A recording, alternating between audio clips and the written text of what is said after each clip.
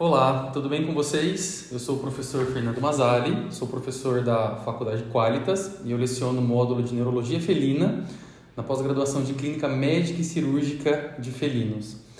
E hoje eu vou abordar um tema um pouco complexo aí para a maioria das pessoas.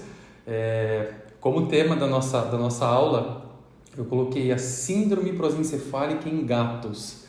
E aí a pergunta é, por onde começar quando a gente fala de síndrome prosencefálicas em gatos?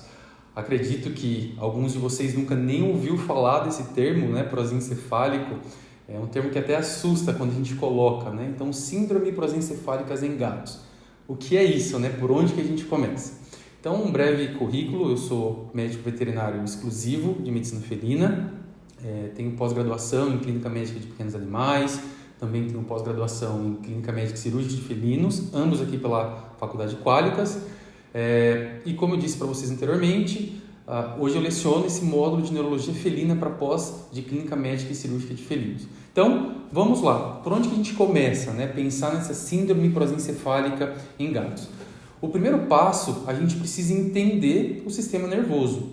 Então, o sistema nervoso, ele se divide em sistema nervoso central e sistema nervoso periférico. Então, nesse primeiro gato da ilustração, está ilustrado o sistema nervoso central. Quem engloba o sistema nervoso central?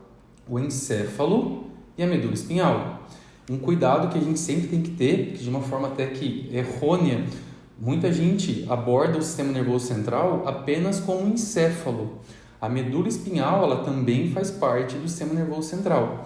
Então, entendendo o sistema nervoso, nós temos uma subdivisão, uma divisão anatômica, onde a gente fala do sistema nervoso central, encéfalo e medula espinhal, e o sistema nervoso periférico, tudo que sai do sistema nervoso central. Então, a gente está falando de quem? Das raízes nervosas e do nervo.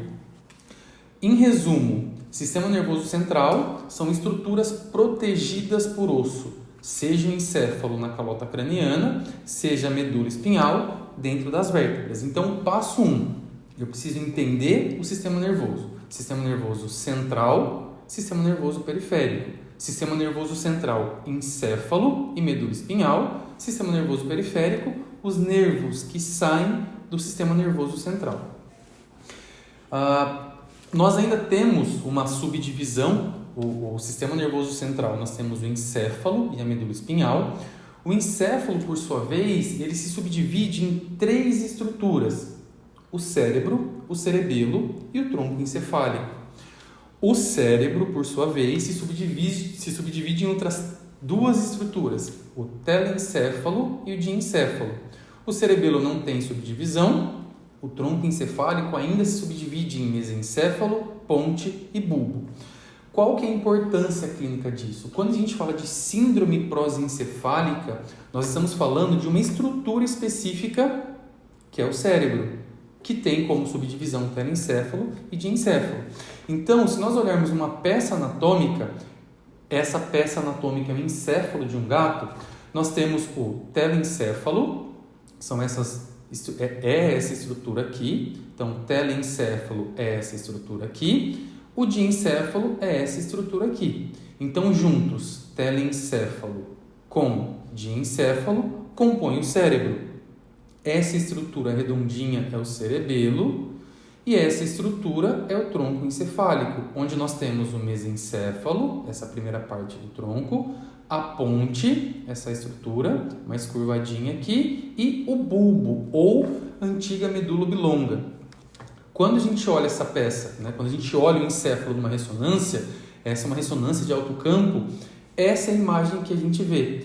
Então, veja, nós temos aqui aderência intertalâmica, essa região aqui é a região de tálamo, região de diencéfalo. Então, nós temos o diencéfalo cranial, né? Ao diencéfalo nós temos o telencéfalo. Então, juntos,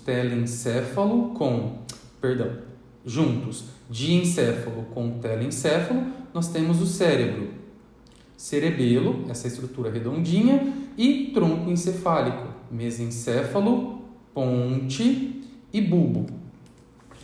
A importância de nós entendermos isso é porque o prosencéfalo ele faz referência ao cérebro. Prosencéfalo e cérebro são sinônimos. Na verdade, quando a gente fala de prosencéfalo, nós estamos falando de fato do cérebro, só que numa estrutura embrionária. Quando a gente pega paper, quando a gente pega artigos mais antigos, eles não referem o cérebro como cérebro, eles referem o cérebro como prosencéfalo. Veja, nós temos 3 nomenclaturas para referir ao cérebro. Então, de novo, nós temos 3 nomenclaturas para referir o cérebro.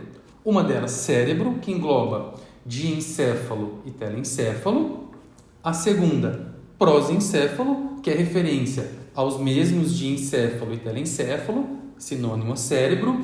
E há quem chame também o cérebro de tálamo-córtex. Então, essa estrutura, que é o diencéfalo, também é conhecido como tálamo, e essa estrutura, que é o telencéfalo, também é conhecida como córtex. Então, há quem refira o cérebro como cérebro, telencéfalo e diencéfalo, há quem refira o cérebro como prosencéfalo, e há quem refira o cérebro como tálamo-córtex. A importância de sabermos isso é que, de repente, nós estamos estudando, lendo trabalhos, lendo papers, e eles vão fazer referência ao cérebro como prosencéfalo. Eles vão fazer referência ao cérebro como tálamo-córtex. E eles podem fazer referência do cérebro como prosencéfalo. Então, nesse primeiro ponto, eu preciso entender a neuroanatomia. E quando eu entendo a neuroanatomia, nós estamos falando do prosencéfalo, uma estrutura composta por telencéfalo e diencéfalo. É importante que nós entendamos também as funções de cada estrutura dentro do encéfalo. Então, em se falando do cérebro ou prosencéfalo, nós temos o telencéfalo. As principais funções do telencéfalo. O telencéfalo responde pela memória e responde pelo comportamento. Nos nossos pacientes, nos gatos, é difícil a gente saber se o paciente está ou não com uma alteração de memória. Nós, seres humanos, a gente faz referência a isso. Poxa, estou com déficit de memória, estou com déficit de aprendizado, não estou conseguindo memorizar muito bem. Nos gatos, a gente acaba referindo a memória como associado ali a um comportamento aprendido. Então, imaginem que o gato ele tem um período de sociabilização. O período de sociabilização do gato, ele compreende ali entre a 8ª e a 16ª semana. Dentro desse período de sociabilização, o gato vai aprender tudo o que se refere ao longo da sua vida. Então, textura de alimento, sabor, gosto de alimento, ele aprende a usar caixinha de areia. A gente fala que o gato ele é muito rotineiro, então o gato ele faz as mesmas coisas todos os dias, dos mesmos horários. Isso é uma memória aprendida. Então aquele gato que dorme a noite toda, acorda às 7 horas da manhã, todos os dias, vai na caixinha de areia, depois sobe no sofá, fica deitadinho no sofá, depois vai, come um pouquinho, vai para o quarto, dorme no quarto. De uma forma rotineira, o gato faz isso ao longo da vida. Isso é uma memória aprendida, desde esse período de sociabilização do gato ao longo da sua vida. E o comportamento, ele entra nisso. Então, é aquele gato que tem esse hábito de fazer isso todos os dias, rotineiramente, no mesmo horário. Outras alterações de comportamento, a gente pode referir, por exemplo, um gato que é um gato que sempre foi muito arisco e, de repente, esse gato muda o seu comportamento e agora começa a ficar mais sociável. Ou, ao inverso, um gato que ele era muito sociável, um gato muito amigável, vinha no colo, interagia, e agora esse gato não faz mais isso. Essas alterações, tanto de memória quanto de comportamento, podem nos remeter a uma disfunção do telencéfalo. De novo, telencéfalo é uma estrutura junto com outra, que é o diencéfalo, que compõe o cérebro ou o prosencéfalo. Um cuidado que a gente tem que ter quando a gente fala de comportamento é que, de repente, nesse exemplo desse gato que é muito tranquilo, muito bonzinho, e ele muda o seu comportamento ficando mais arisco, mais arredio, não permitindo muita manipulação, um diferencial importante para isso pode ser dor. Então, nós sempre temos que descartar outras doenças de outros sistemas. Mas imaginem um paciente que você esteja atendendo, um paciente felino que você esteja atendendo, que a queixa principal do tutor é: meu gato alterou o comportamento, meu gato mudou o comportamento. Então, é um gato que dormia muito bem à noite e agora ele trocou a noite pelo dia. Agora ele dorme muito durante o dia e fica mais ativo pela noite. Essa mudança na rotina, essa mudança no comportamento desse gato pode ser um sinal, dentre outros, de uma disfunção do telencéfalo, porque compreende ao telencéfalo a memória e o comportamento aprendido. Outra função importante do telencéfalo é que o telencéfalo participa da consciência, junto com outras estruturas. Nós vamos chegar lá. Então, se eu tenho um paciente com uma alteração do nível de consciência, esse paciente pode ter uma alteração em telencéfalo. Outra informação muito importante, principalmente quando a gente aborda o exame neurológico. Então, todo paciente que se apresente com uma disfunção neurológica, com uma disfunção de prosencéfalo, com uma disfunção de cérebro, a gente tem que lançar mão do exame neurológico. E parte do exame neurológico a gente avalia os nervos cranianos. Lembram? Nós temos 12 pares de nervos cranianos. Os gatos também têm 12 pares de nervos cranianos. O primeiro par de nervo craniano, o olfatório, ele sai do telencéfalo. Então, se eu entendi a função do telencéfalo, se eu entendi que o telencéfalo responde por memória e por comportamento, além do nível de consciência, disfunções do telencéfalo são alterações comportamentais. Aqueles gatos que têm um andar compulsivo, aqueles gatos que andam em círculo compulsivamente, gatos que apresentam vocalização, gatos que apresentam agressividade, alteração no sono, pacientes que apresentam periúria. Então, veja, é muito comum na minha rotina clínica, nos atendimentos dos pacientes felinos, a queixa principal do tutor ser periúria. Eu, num primeiro momento, se essa for a única queixa do tutor, eu não vou já remeter a uma disfunção de telencéfalo. Será que essa periúria, de fato, é uma periúria por uma disfunção do telencéfalo, uma periúria comportamental por uma disfunção do telencéfalo? Antes de eu pensar nisso, eu preciso descartar uma doença física e estrutural do sistema urinário. É muito comum o gato fazer cistite intersticial ou cistite idiopática felina. O fator é inflamatório, está lá na bexiga. Por uma inflamação da bexiga, esse paciente pode urinar fora da caixinha de areia. Agora veja, você está atendendo um paciente que ele tem como uma das manifestações clínicas a periúria, urinar fora da caixinha. E todas as abordagens para descartarmos doenças estruturais do sistema urinário. Você faz um ultrassom, esse paciente não tem uma cistite, esse paciente não tem sedimento, esse paciente não tem coágulo, esse paciente não tem cristalura, esse paciente não tem cálculo dentro da bexiga, ainda assim a gente vai fazer lá uma cistocentese, vamos mandar essa urina para urinálise, nós vamos fazer urocultura, não tem nada, a urina está normal, urocultura negativa, não tem uma alteração estrutural, não tem alterações citológicas na urina, nada que me remeta a cistite intersticial, cistite infecciosa, urolitíase. Opa, esse paciente que não está com uma periúria, será que é alguma questão comportamental? Porque ele está com um problema agora com outro gato, disputando o território com outro gato? Não, não tenho, eu só tenho esse gato em casa. E uma das apresentações clínicas desse gato é periúria. E aí, de repente, na sua abordagem diagnóstica, conversando ali com o tutor também relata que esse gato agora trocou o dia pela noite. Uma alteração comportamental. Ele dormia muito bem à noite, agora ele está acordado a noite toda. Ou esse gato, além de estar acordado a noite toda, ele está vocalizando. De repente, o tutor refere que esse gato ele está com esse andar compulsivo. Então, somando esses sintomas, periúria, alterações de sono, vocalização, nós estamos trazendo essa informação para uma disfunção de um órgão muito importante, que é o telencéfalo. Outras alterações que nos remetem a pensar no telencéfalo, head turn ou pleurotótono. Então, é a cabeça em direção à pleura. Cuidado que aqui a gente não está fazendo referência ao head tilt, pescocinho caído para o lado. O head tilt nos remete a uma disfunção de uma outra estrutura, de um outro órgão que é o tronco encefálico. Aqui nós estamos falando de head turn, pleurotótono, cabeça em direção à cauda. O head turn, ele não necessariamente é uma disfunção telencefálica.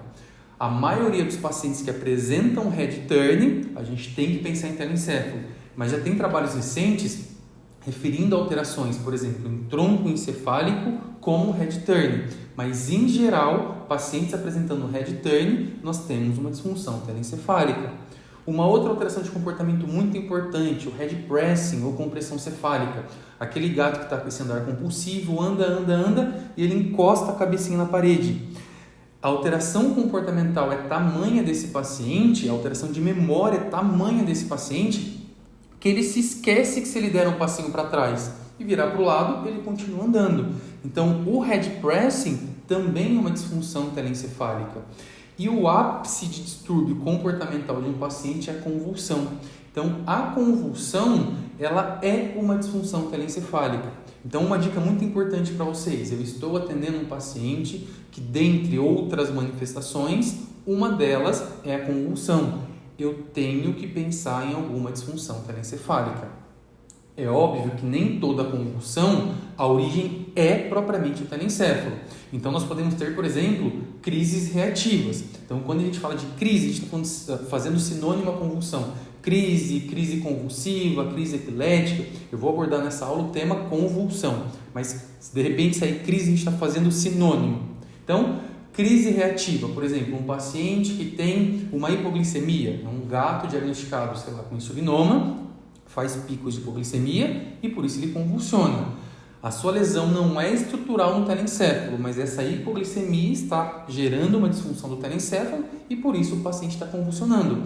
Agora, nós podemos ter muitas doenças de base no próprio encéfalo, dentro ali da calota craniana no encéfalo, propriamente no telencéfalo, que essas disfunções no telencéfalo podem nos remeter à convulsão. E existe até a possibilidade de uma alteração idiopática no telencéfalo, que é a epilepsia idiopática, que esse paciente não tem nenhum dano físico, olhando ali estrutural. Então você faz exames bioquímicos desse paciente, não tem distúrbio metabólico, você faz tudo, você faz raio-x de tórax, não tem nada, você faz ultrassom, você passa esse paciente com cardio, não tem disfunção hemodinâmica, você coloca esse paciente para fazer uma imagem avançada, você faz de repente uma ressonância, você faz líquor e ele não tem nada, e ele convulsiona. Esse é o cara epilético idiopático, epilético primário. É um paciente que tem uma alteração ali nos canais neuronais. Fato é que essa disfunção é uma disfunção de telencéfalo. Então, quando eu entendo que a função do telencéfalo é compreender memória e comportamento, todas essas alterações que eu referi para vocês, nós estamos fazendo menção ao telencéfalo. Muitas vezes o paciente vai chegar para a gente na apresentação clínica com vários desses sintomas. Só que às vezes, ainda mais quando a gente fala de tutor de gato, o tutor do gato é aquele cara bem criterioso, bem cauteloso. Eu tendo gato que, por exemplo, chega para mim na abordagem clínica, a queixa do tutor é: o meu gato comeu 12 grãos de ração pela manhã, ele está habituado a comer 17. Pode investigar que tem coisa ali. Por que eu coloco esse exemplo para vocês? Porque o tutor do gato é aquele cara que uma alteração sutil de comportamento já chega para a gente. Então, muitas vezes, vai chegar esse paciente com várias dessas manifestações, de repente vocalização, andar em círculo e convulsão, ou uma ou outra, ou de repente, para aquele tutor bem criterioso, o paciente chega para a gente com uma única alteração, e a queixa do tutor é sono e vigília, está trocando ali a noite pelo dia, ou é um gato que ele está mais apático, olhando para o nada. Isso pode ser uma alteração de consciência, um rebaixamento de consciência. Então, tomem cuidado. Alterações que remetem a essas manifestações clínicas, nós estamos falando de uma alteração telencefálica, tá? Então, de novo, o cérebro ou o prosencéfalo, que são sinônimos, ou o tálamo-córtex, que são sinônimos, é composto por telencéfalo e diencéfalo. De quem que nós estávamos falando agora? Do telencéfalo. Uma estrutura que, junto com o diencéfalo, compõe o prosencéfalo ou compõe o cérebro. Entendemos a função do telencéfalo, vamos à função do diencéfalo. O diencéfalo também participa da consciência. Então veja, acabamos de falar que o telencéfalo tem envolvimento da consciência, o diencéfalo também tem envolvimento da consciência. Ou seja, um paciente com alteração em telencéfalo ou um paciente com alteração de diencéfalo pode ter alteração de consciência? Sim, pode ter alteração de consciência. Em geral, quando a gente fala de alteração telencefálica ou alteração em diencéfalo, esse paciente cursa com um rebaixamento de consciência. Então, nós temos níveis de consciência. Nível normal, é o que nós estamos agora, alerta, prestando atenção em tudo, interagindo com o meio. Nível de consciência normal. O telencéfalo está funcionando, o diencéfalo está funcionando e o gatilho da consciência que está no tronco encefálico também está funcionando. Se eu tenho uma disfunção de telencéfalo, então eu posso ter um rebaixamento de consciência. Os níveis de consciência, então, são normais, um rebaixamento nível depressão, um rebaixamento nível estupor e um rebaixamento nível coma. Em geral, alterações em telencéfalo e diencéfalo cursam com depressão. Alterações de estupor e coma, a gente já fala de tronco encefálico, porque o sistema ativador reticular ascendente, também conhecido como sistema SARA, que é o gatilho da consciência, é o cara que vai lá no telencéfalo, é o cara que vai lá no diencéfalo estimular para que a gente tenha um nível de consciência normal, está alterado. Então, alterações em tronco encefálico nos remetem muito mais a estupor e coma, e alterações em telencéfalo, mencionado anteriormente, e diencéfalo, ou nível de consciência normal, mas eu posso ter esse nível de depressão. É função do diencéfalo também uma triagem de estímulos. Como assim? Estímulos que são importantes e estímulos que não são importantes. Imaginem vocês que, assistindo essa aula, vocês estão com esse estímulo de voz, né? Participação dos slides, olhando ali. Então, ok, tá tudo bem. O meu diencéfalo fala, esse estímulo é normal. De repente, você ali prestando atenção na aula, né, uma aula complexa como essa, síndrome prosencefálica, você escuta um barulho, alguém bate na porta, você está dentro de um quarto com uma porta fechada, alguém dá um tapa nessa porta, você se assusta. Quem que tria esse estímulo do que é importante e do que não é importante? O diencéfalo.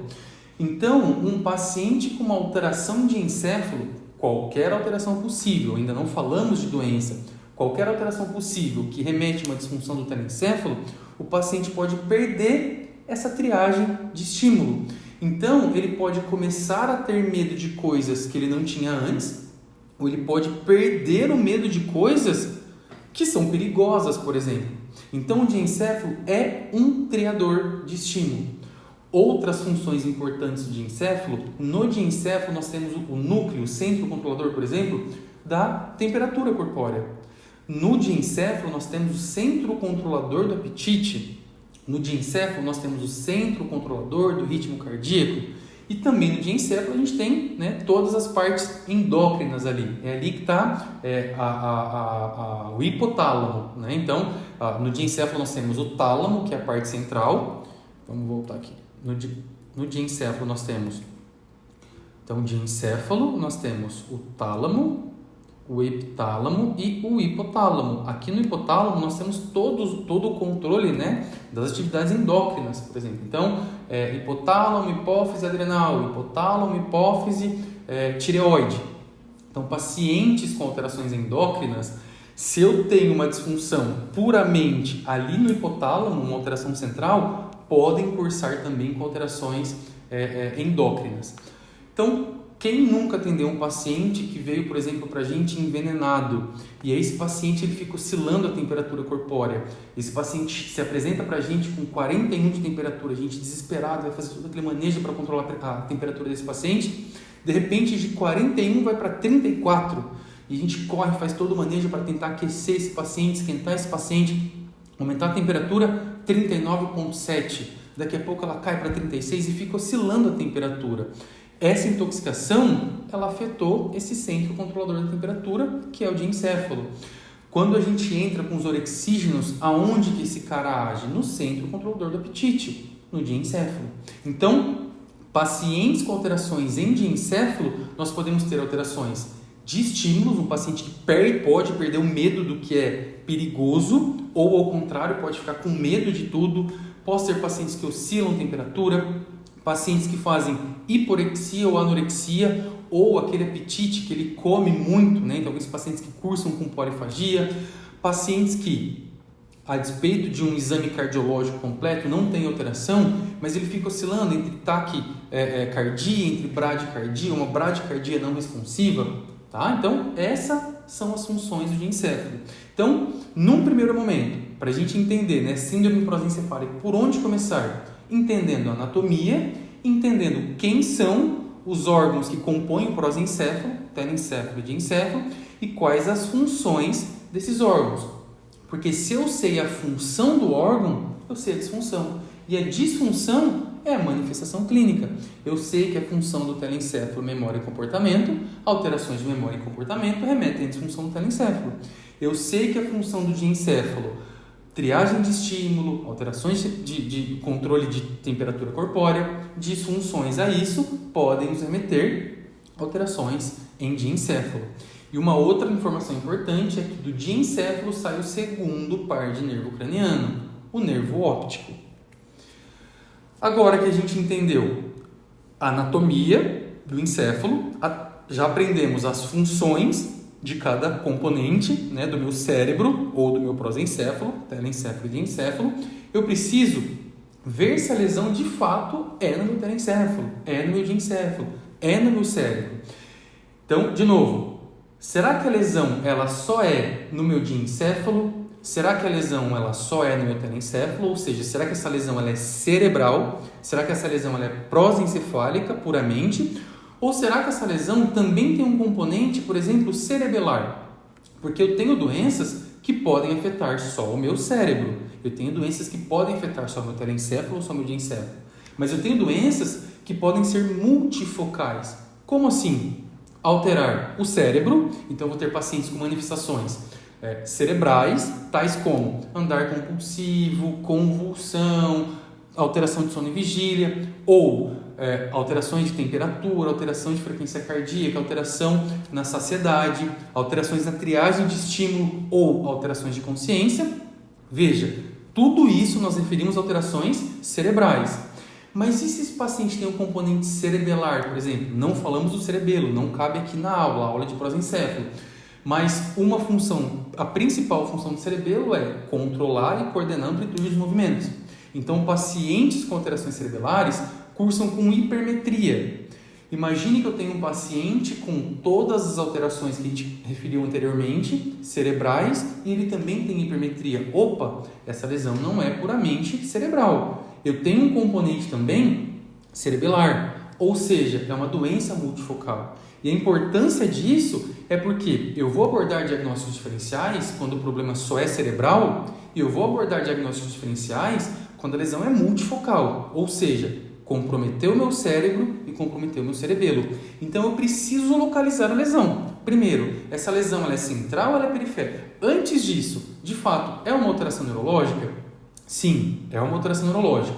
Central ou periférica? Lembra? Encéfalo e medula espinhal ou terminações nervosas, raízes nervosas, nervos? Não, ela é central. Ok, encéfalo, medula, encéfalo.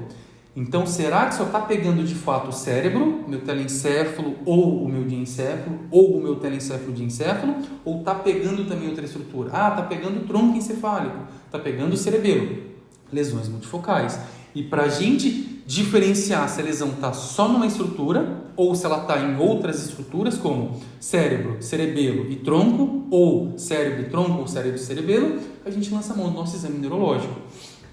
O exame neurológico, nós temos duas partes do exame neurológico. Na primeira parte, que nós vamos chamar de sistema hands-off, eu não vou colocar a mão nesse paciente, eu vou olhar para esse paciente e no observar nós vamos trazer informações para tentar referir se essa lesão ela é cerebral, cerebelar, em tronco encefálico. Então, parte do sistema hands-off, além de eu observar o paciente, eu vou conversando com o tutor e da minha anamnese eu vou trazendo muitas informações importantes. Nessa primeira parte do exame neurológico, no sistema hands-off, nós vamos abordar 3 pontos importantes. Estado mental.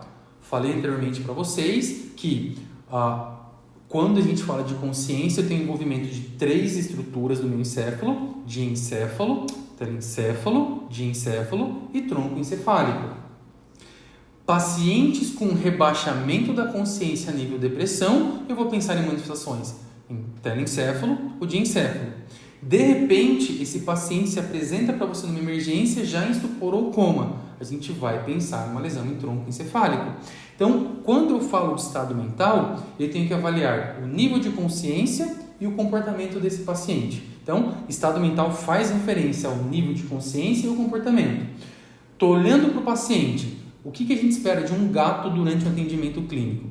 O gato, ele não sai de casa, então o gato ele fica dentro de casa, confinado dentro de uma casa. Toda vez que ele sai de casa, ele se estressa, ele fica assustado.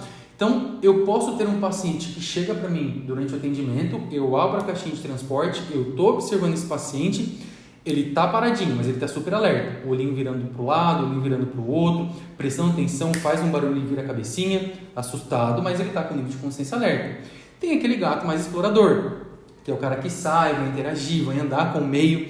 Então, estou olhando para esse paciente e ele está com nível de consciência normal, não sei onde é a lesão. Mas de repente esse paciente está parado, olhando para o nada, você se movimenta, ele pouca menção faz assim de virar a cabeça. Esse gato está com nível de consciência alterado, nível depressão. Posso ter um problema interencéfalo ou um diencéfalo. E da anamnese, de repente o tutor fala para você, olha, esse paciente de fato ele está com alterações comportamentais, fazendo coisas estranhas.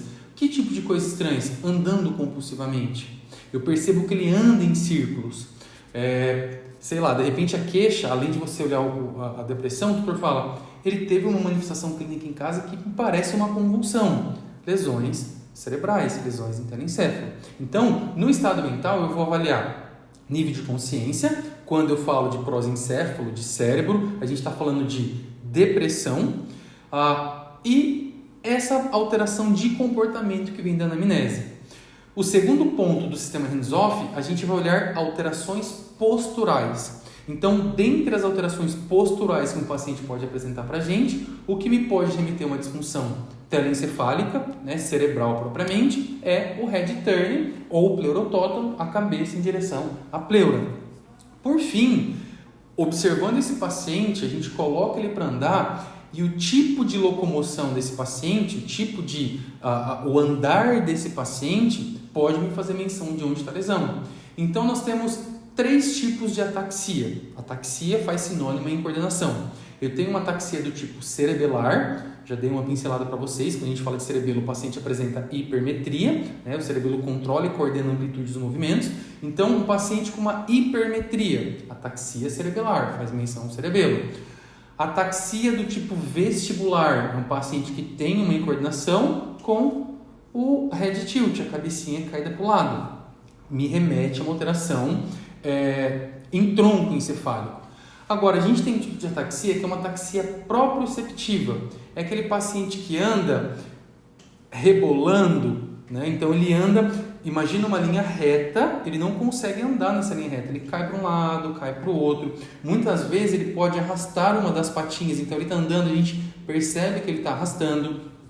A ataxia proprioceptiva, ela não necessariamente é uma disfunção no cérebro, só que ela também pode ser uma disfunção em cérebro. A ataxia proprioceptiva, ela pode ser uma disfunção desde os neurônios sensórios que não estão trazendo informação, um problema em medula, na medula espinhal, pode ser um problema em tronco, mas pode ser um problema telencefálico, de encéfalo em cérebro propriamente.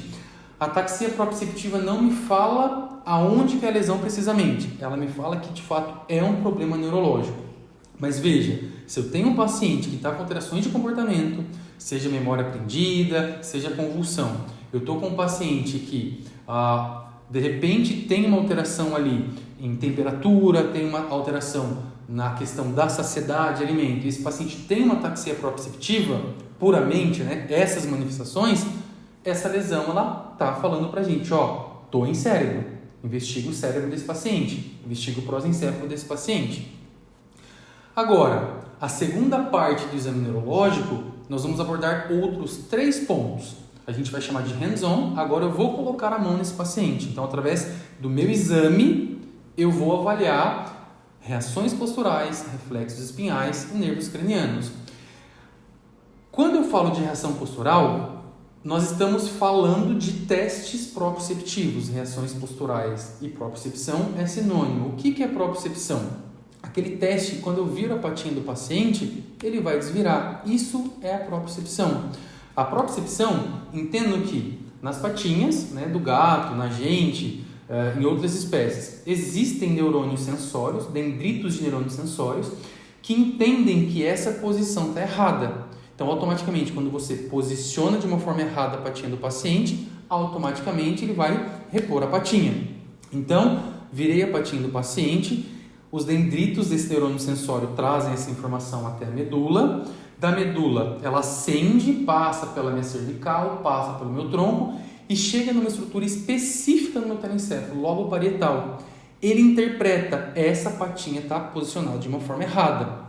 Ele faz sinapse com uma outra região do nosso telencéfalo, que é o lobo frontal, que determina uma ação. Qual que é a ação? Desvira a pata. Essa informação volta, passa pelo diencéfalo, passa pelo tronco, passa pela medula cervical e chega até mais ou menos a região da intumescência cervical, ali na região entre C6 e T2 medular, e dessa informação para desvirar. Agora, claro, gente, essa apresentação de propriocepção, esse teste de propriocepção, isso acontece em uma questão de milésimos segundo, né? Então, 1 segundo, virou a patinha, automaticamente o gatinho desvira. Quando você vira a patinha e esse gatinho demora para desvirar, 3 segundos, 4 segundos, ou muitas vezes ele nem desvira, isso é um déficit de reação postural. Para avaliar os testes de reação postural, de propriocepção, a gente lança mão de 3 técnicas. O reposicionamento do membro, que é o que eu falei para vocês. A gente vira a patinha, o paciente desvira. O saltitamento, então a gente força o corpinho do paciente para o lado e ele vai reposicionando a pata, saltitando. E o posicionamento tátil, que no gato a gente pode fazer de 2 maneiras.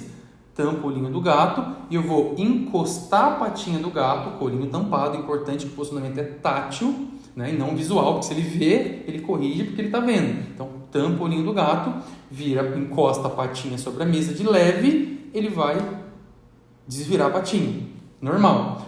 Ou a gente pode pegar uma folha, coloca a pata do gato sobre a folha e a gente vai puxando essa folha para o lado. Automaticamente, conforme você puxa a folha, a patinha vai abrindo. Em menos de 2 segundos ele reposiciona. Posicionamento tátil.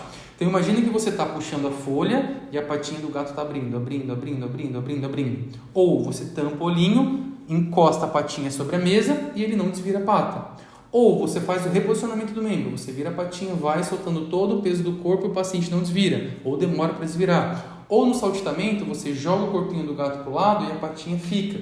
No saltitamento, conforme você vira, o corpinho ele tem que ir posicionando a pata.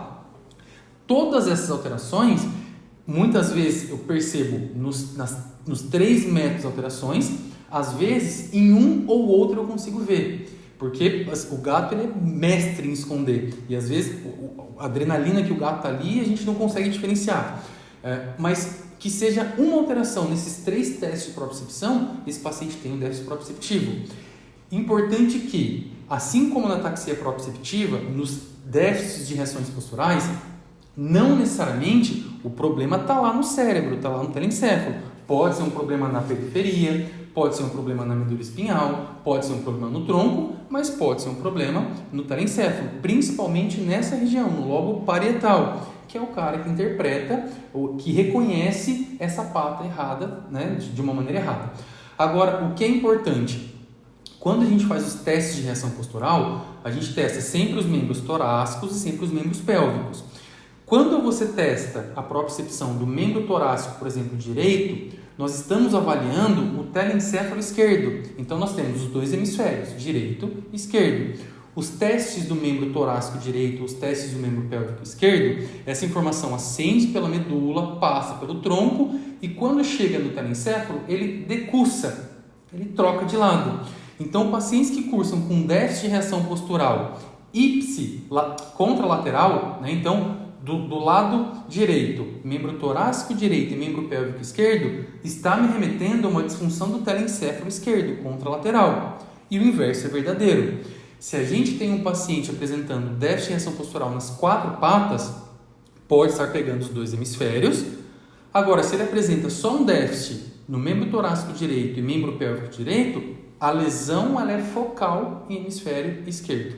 Então, os déficits proprioceptivos, né, de uma lesão focal telencefálica, elas são contralaterais à lesão. Se eu tenho uma alteração no membro torácico direito e membro pélvico direito, me remete ao telencéfalo esquerdo.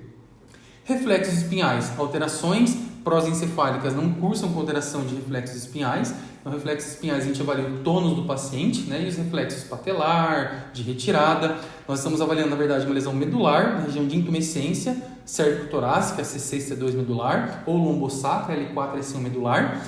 Então, para a gente não vai trazer informações quando a gente fala de prosencéfalo. Agora, a última parte do nosso exame neurológico são os nervos cranianos. A despeito dos 12 pares de nervos cranianos, né? Então, o primeiro a gente viu que está no telencéfalo, olfatório, o segundo é o óptico, a gente viu que está no diencéfalo. Do terceiro oculomotor até o 12º hipoglosso, todos eles saem do tronco. Então, a grande maioria dos testes da nossa avaliação do exame neurológico nos remetem ao tronco propriamente. Mas, de repente, avaliando o nervo craniano, uma das queixas do tutor é que parece que meu gato não sente cheiro. O termo técnico para isso é anosmia. Anosmia pode ser uma lesão no nervo olfatório que está ali no telencéfalo. Então, a anosmia da anamnese pode trazer menção de um problema telencefálico. Como que eu faço esse teste? A gente pode, por exemplo, pegar, um sachêzinho, coloca um pouquinho de água, coloca no micro-ondas uns 9, 10 segundos, coloca embaixo do gato. Aquela fumacinha que sobe, muitas vezes o gato se interessa por comer, ele está sentindo o cheiro, ok, o olfatório está ok. Muitas vezes o gato não expressa a reação durante o atendimento, mas ele só mexe a linguinha, ele faz menção em mexer a linguinha, está sentindo o cheiro, né, o gosto da comida, então ele sentindo o cheiro, ele faz assim com a boquinha. Cuidado para não usar produtos abrasivos, por exemplo, álcool, éter. Se você pegar uma gaze e colocar álcool, colocar próximo do nariz, esses produtos abrasivos não testam o olfatório, testam o trigêmeo que está aqui no nariz. Então a gente tem que fazer esse teste com comida propriamente. Agora em gato isso não é tão fidedigno. Em geral, a lesão do nervo olfatório vem mais da anamnese com o tutor. O segundo par de nervo craniano, que é o nervo óptico, ele sai do diencéfalo, que também faz menção ao cérebro, ao prosencéfalo. Então esse paciente pode se apresentar para a gente com uma cegueira central. O termo técnico para isso é a maurose. Então, pode vir a queixa do tutor, percebi que meu gato não está enxergando. E esse gato está trombando nas coisas. Então, essa cegueira central também pode ser uma lesão do nervo óptico. Tá? Pode ser até uma lesão em telencéfalo no lobo occipital, que é o cara que interpreta a imagem. Mas, como que eu posso testar o nervo óptico? Jogando, por exemplo, bolinhas de algodão. A gente faz umas bolinhas de algodão e joga na frente do gato. Eu espero que a hora que você jogue, o gato acompanhe com o olhinho. E por que a gente usa bolinha de algodão? Porque não faz barulho. Se você jogar alguma coisa que faz barulho, ele escuta e ele vira a cabecinha para isso. Agora, dentre todos os outros testes que abordam o exame neurológico, que não cabe aqui na aula, 2 deles, então 2 técnicas de todas aquelas que a gente usa para o exame neurológico, fazem menção ao cérebro. Uma delas é resposta-ameaça. O que é resposta-ameaça? Tampo um olhinho e ameaço o outro olho. Déficit de resposta-ameaça pode me remeter a uma alteração telencefálica ou cerebral. Por que pode me remeter? Porque o caminho pela resposta-ameaça também envolve o cerebelo, também envolve o tronco. Então, pacientes com alteração cerebelar ou em tronco pode ter um déficit de resposta-ameaça. Agora, uma outra técnica que a gente lança no exame neurológico, que é a avaliação da sensibilidade nasal, essa ela vai direto para o meu córtex, essa ela vai direto para o meu telencéfalo, essa ela vai direto para o meu cérebro. Então a gente pega um cotonete, tira aquele algodão de um dos lados, deixa só a pontinha e a gente vai, de uma forma muito leve, encostando ao redor do focinho, do nariz, e aí você tenta encostar o cotonete dentro do nariz. Para quem passa sonda nasogástrica em gato, sabe a dificuldade que é passar uma sonda naso. Né? É um procedimento simples, mas é um procedimento que tem dificuldade porque você tentando encostar a sonda naso, o gato puxa. Porque o trigêmeo ele inerva muito essa região e ele fica levando essa informação direto para o meu córtex. Então, você tentar encostar qualquer coisa, principalmente o cotonete, que é o que a gente usa para fazer o exame neurológico, no nariz do gato, dentro do nariz, e ele permitir com que você encoste, esse paciente tem um déficit de sensibilidade nasal. Então, essa sensibilidade nasal, em geral, remete a uma alteração cerebral, prosencefálica. Mas não pode ser uma alteração do trigêmeo, que é o nervo que sente? Até pode. Só que se a alteração for no trigêmeo, ele vai ter outras alterações no exame neurológico. Não cabe aqui. No futuro, talvez a gente faça uma aula, uma abordagem sobre tronco encefálico e cerebelo, e a gente vai abordar lá. Mas Em geral, avaliar sensibilidade nasal e um déficit de sensibilidade nasal me remete a lesões em telencéfalo. Então veja, se eu tenho um paciente que está apresentando alterações de comportamento, de repente alteração do nível de consciência, a nível depressão, esse paciente também tem um histórico recente de convulsão, e aí no sistema rinosoma, avaliando o paciente, tem um déficit de reação postural e esse paciente tem alterações ou de resposta à ameaça ou de sensibilidade nasal, esse paciente de fato ele tem uma lesão prosencefálica, ele tem uma lesão cerebral. E aí, a partir do momento que você localizou a lesão, a lesão ela é só cerebral. Nós vamos abordar uma lista de diagnósticos diferenciais para lesões cerebrais, para lesão em telencéfalo e de encéfalo. De repente não, esse paciente tem todas essas alterações que a gente conversou, mas também tem uma ataxia cerebelar. Então não é uma lesão cerebral propriamente, é uma lesão multifocal, está pegando o cérebro, está pegando o prosencéfalo, está pegando o cerebelo. Mas não, nesse nosso exemplo o paciente só apresenta uma lesão cerebral. A gente lança a mão de um acrônimo que chama Vitamin D. Então, dentro desse Vitamin D, nós temos todas as doenças neurológicas possíveis que acometem o prosencéfalo desse paciente. V de vascular, acidente vascular, I de inflamatório ou infeccioso, T de trauma ou tóxico de intoxicação, anomalia congênita, distúrbios metabólicos, distúrbios idiopáticos, neoplasia ou alguma alteração nutricional e degenerativo. Então, somado a idade com o histórico e a anamnese desse paciente junto com o seu exame neurológico, então, de fato, é uma lesão prosencefálica. Qual a idade desse paciente? É um paciente jovem. Lesões degenerativas, quando eu falo de prosencéfalo, a gente está falando principalmente da síndrome da disfunção cognitiva felina. A síndrome da disfunção cognitiva felina, é uma lesão que acomete pacientes idosos, pacientes com 12, 13, 14 anos. Se é um gato filhote apresentando alterações neurológicas que remetem ao prosencéfalo, eu não vou pensar em distúrbio degenerativo.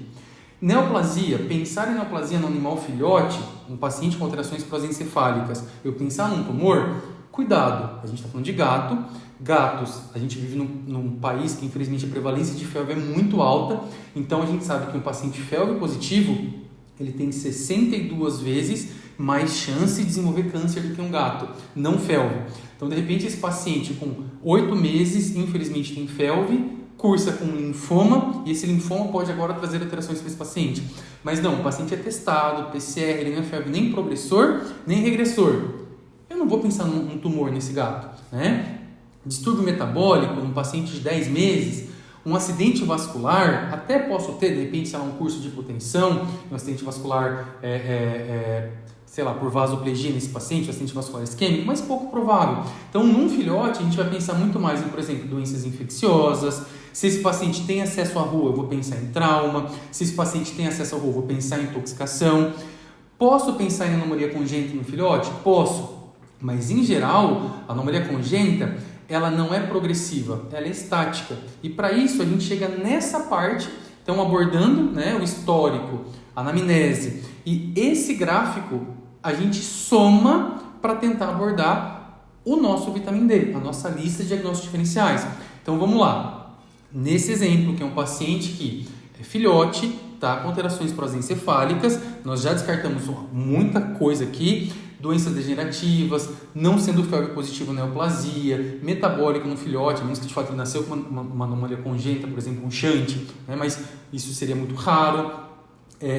Acidente vascular no filhote não é algo frequente. Então a gente pensaria, será que é algo infeccioso? Tem acesso à rua? Será que é trauma? Será que é tóxico? Será que é um gato que o tutor acabou de resgatar da rua?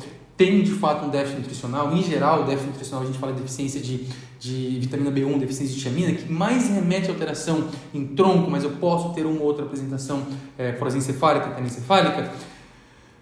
Eu olho para esse gráfico. Esse gráfico a gente vê a severidade de manifestações clínicas pelo tempo.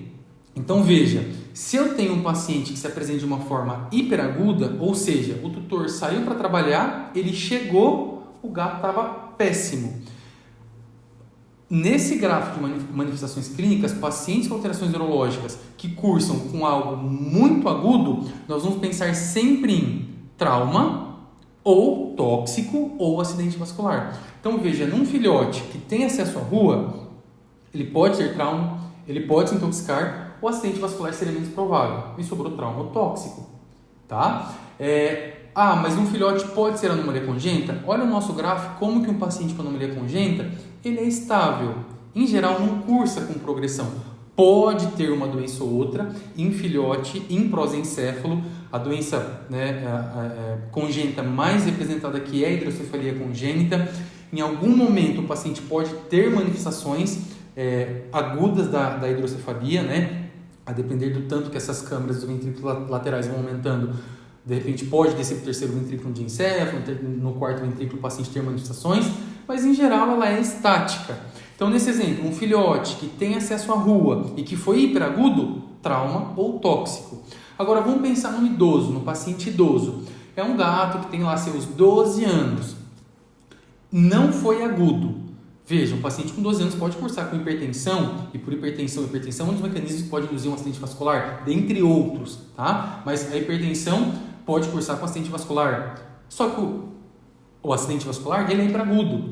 Se na sua anamnese o doutor fala, já faz alguns dias que eu venho percebendo que ele vem piorando, é lento e progressivo. Lento e progressivo no nosso gráfico, olha só, eu vou pensar ou em neoplasia ou em degenerativo.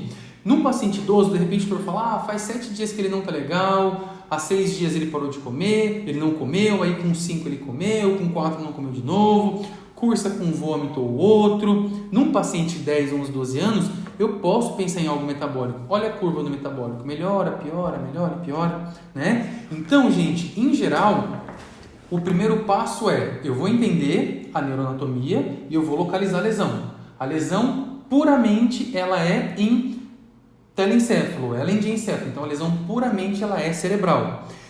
Ela é cerebral e cerebelar? Então vou abordar doenças que acometem várias estruturas. Não, ela é focal. Então eu vou abordar um vitamina D para doenças cerebrais. Nosso vitamina D é esse. Esse paciente, ele é filhote ou ele é idoso? Ou ele é no meio da vida ali? Não, ele é filhote. Tudo que a gente conversou até agora, né? Filhote, anomalia congênita, se tem acesso à rua, trauma tóxico, alterações infecciosas. Não, ele é idoso. Doenças degenerativas, neoplasia, distúrbios metabólicos. E aí a última dica é, se essa lesão ela é propriamente em uma única estrutura, ela é só em prosencéfalo, olhando o nosso vitamina D, por exemplo, intoxicações, ela não... Imagina, o sangue está vindo todo cheio de toxina, por que vai pegar só o prosencéfalo? Por que vai pegar só o cérebro e não o cérebro e o tronco? Então, em geral, alterações metabólicas, alterações por intoxicações, são multifocais. Eu tenho paciente com alterações prosencefálicas, mas em outras estruturas também. Agora, se eu penso, por exemplo, no acidente vascular, que em geral o acidente vascular ele é focal, ele vai pegar uma única estrutura. Então, vai pegar, por exemplo, só o telencéfalo esquerdo. Esse paciente vai ter alterações só de telencéfalo esquerdo, tá? Tumor, a mesma coisa. Então, o tumor ele cresce em uma região. Como a gente está falando do tutor do gato, aquele cara que pega no começo. Às vezes, o paciente se apresenta para a gente no início da manifestação. Então, é uma manifestação sutil.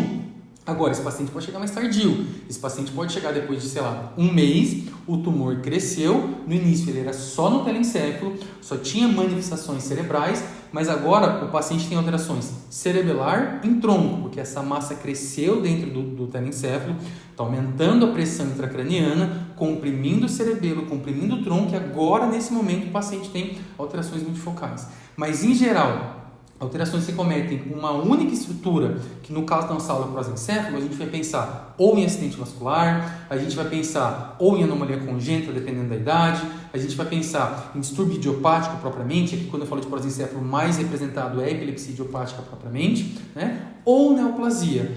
Não, tá pegando outras estruturas. Infeccioso, metabólico, que mais? Nutricional propriamente, trauma ou tóxico. Então a gente fala que na neurologia nós temos que somar pecinhas, tudo isso que a gente falou. Então, primeiro, localizar a lesão, é central, é periférico, é central. mas é encéfalo ou medula? É encéfalo, mas uma estrutura, duas estruturas ou as três estruturas? Ah, uma estrutura. Ok, então puramente prosencefálico. Olha para o paciente. A partir do histórico do paciente, né, com a idade e olhando para esse gráfico de severidade e manifestações clínicas pelo tempo, a gente lança a mão do nosso vitamina D e a partir daqui a gente vai pedir os exames, tá? E aí, eu queria estender um convite para vocês, que se vocês chegaram comigo até aqui, 54 minutos de aula, né? Nós fizemos uma abordagem geral de síndrome prosencefálica, mas no nosso módulo de neurologia em felinos, a gente aborda item por item. Acidente vascular, doenças infecciosas, inflamatórias, a gente fala de gato, não é tão comum assim, as MEGs, MENs e LENs da vida em gato, a gente aborda isso em aula, manejo do TCE, distúrbios de anomalias congênitas, metabólicos, idiopáticos, neoplásico nutricional degenerativo e não só em prosencéfalo. Também em tronco, também em cerebelo, também na medula espinhal. A gente aprende a diferenciar as doenças do sistema nervoso central e periférico, a gente aborda o sistema nervoso periférico, a gente fala de parestesia felina, a gente fala de fisiologia da micção. Então é uma aula completa que eu garanto para vocês que pós um módulo de neurologia felina, vocês saem aptos a atender esse paciente felino com propriedade. Até porque quando a gente fala de neurologia, muita gente se assusta. Mas uma vez que a gente abre a mente para a neurologia, a gente entende que não é complexo assim. É só a gente ir somando, montando, pegando pecinha por pecinha e montando esse quebra-cabeça. Espero que vocês tenham gostado da aula. Estendo o convite para você que é amante de gato, para você que gosta de gato, para você que quer melhorar a sua prática, o seu atendimento clínico de felinos, que hoje o mercado exige isso. Eu te convido a fazer essa pós-graduação junto com a gente. Venha ser Qualitas, venha ser referente. Venha ser referência. Muito obrigado mais uma vez.